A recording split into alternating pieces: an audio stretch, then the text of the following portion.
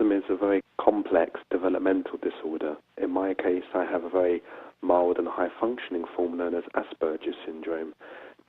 Synesthesia is a different condition involving a wiring, an alternative, if you like, or a miswiring within the brain of the senses and the way that a person perceives colours, shapes, textures, possibly things like sound as well. So, for example, in my case, if I see a word, very often I'll associate it with a colour, and if I am given a number, then I will see a shape, and often that shape has its own colour, its own texture, and sometimes even its own personality. Asperger's syndrome and synesthesia are both relatively rare conditions.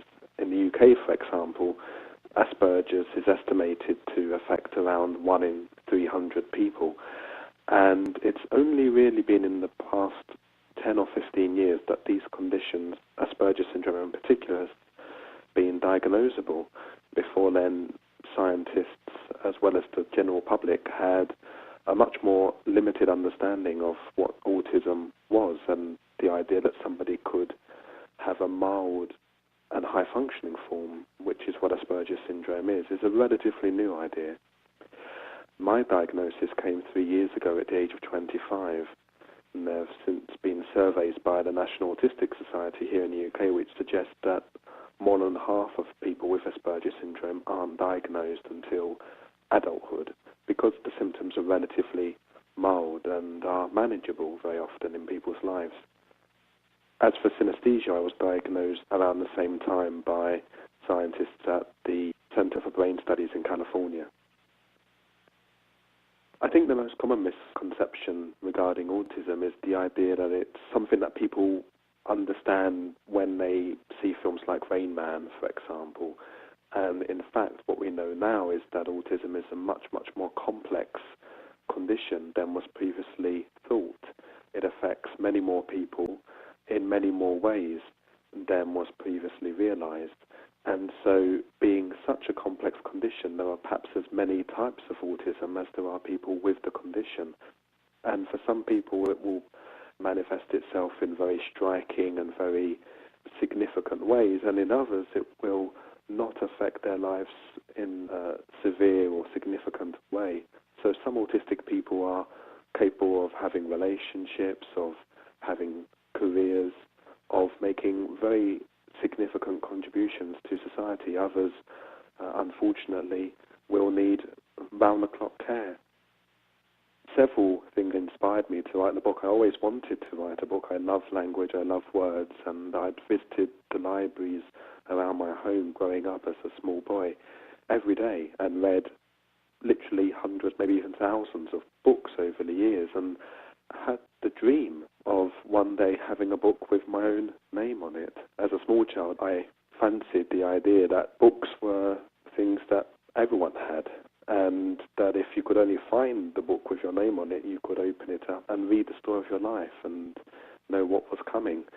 Of course, now in adulthood, I realize that this is not the case, and if I ever wanted a book of my life, I would have to write it first. The other reason is that I wanted to show people that it's possible for people on the autistic spectrum to have a life that is happy and productive, that autism needn't be a life sentence that prevents people from making a full and significant contribution to society. My family have been very important to me and my development. I'm the eldest of 9 children, and growing up, my siblings, my brothers and sisters, were always around me, always there for me. My parents made it very clear to them that they weren't to treat me any differently from the others, even though there were things that I found much more difficult than they did, like learning to swim or ride a bicycle or throw and catch, for example. But I was their big brother, and so I could read them their bedtime stories, I could help them with their homework, and so on.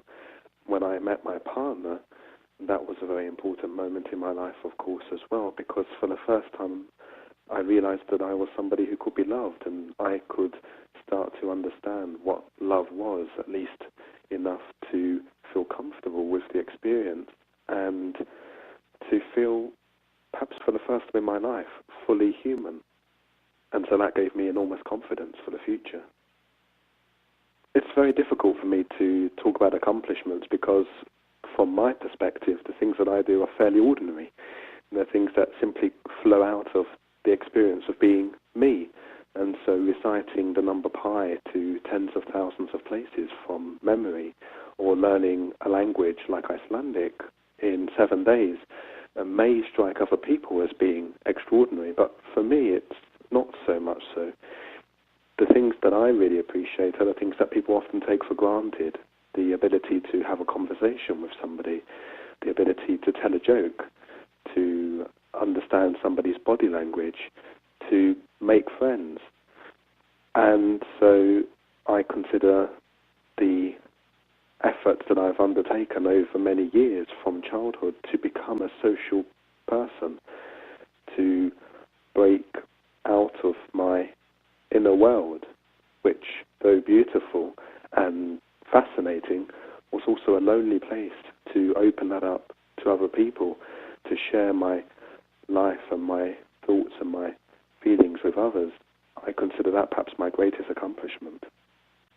Of course, the media attention has had an impact on my life. Before there was this interest, I had a very regimented, very private life, and I still do very much have this kind of life. I spend a lot of my time at home with my partner and my cats, and my routines are still very important to me. But, for example, I travel much more than I used to. I visit many countries and many places to talk about my story, to promote the book, which is now being published in 15 languages worldwide.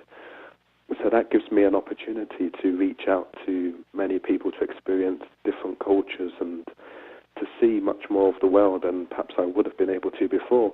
The spotlight is something that I've been able to cope with because I haven't entered it with any preconceptions about what it would be like to be famous or to be successful. When I wrote the book, I just wanted to write about myself and hoped, of course, as all writers do, that many people would want to read those pages and those words. But without the preconceptions, I'm very comfortable, actually, in whatever success I've had so far, because it gives me confidence to know that there is this interest in seeing the world, other ways of experiencing what it is to be human.